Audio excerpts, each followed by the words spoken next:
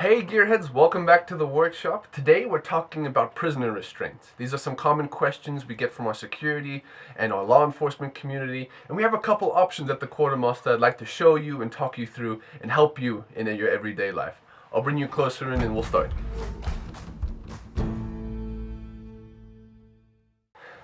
So, first form of prisoner restraint is probably the most commonly used, and that is the handcuff. Here we have Republic Arms Model 65. All our law enforcement officers will know this is the standard handcuff. It's hinged, as well as works with normal handcuff keys, and it comes with two of them. And we have it here in our custom bush felt leather handcuff pouch. These are wonderful, and there's a reason they're the industry standard. They're strong, they're reusable, they're difficult to get out of, but they're expensive.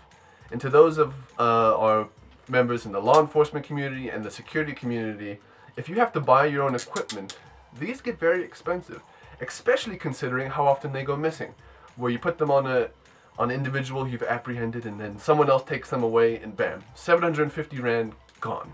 And so therefore we have a couple other options we'd like to show you. One, starting, is the Cobra Cuff. This is a very common solution to this. This here is a training pair.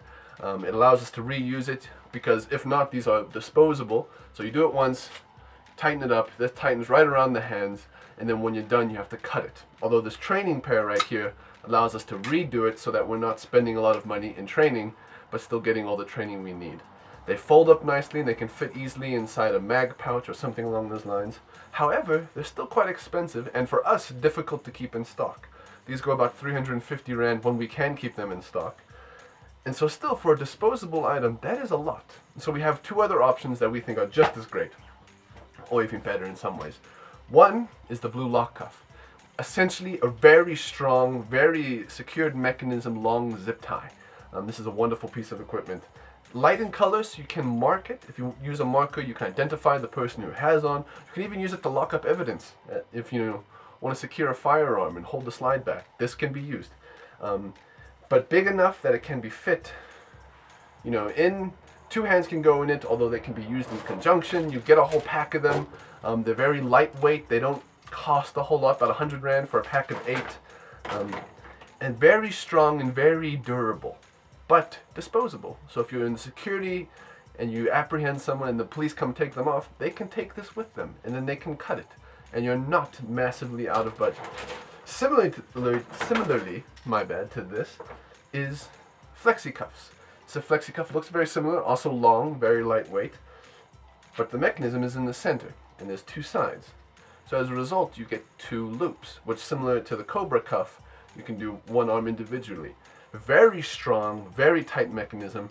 I was just experimenting with cutting them with a knife, all of these actually, and was finding some big difficulty. So I'd almost recommend it, if you're doing this a lot, carry in your vehicle a set of bolt cutters or side cutters, something that makes it a lot easier, because with just a knife it can be quite difficult and you could hurt the person who they're on.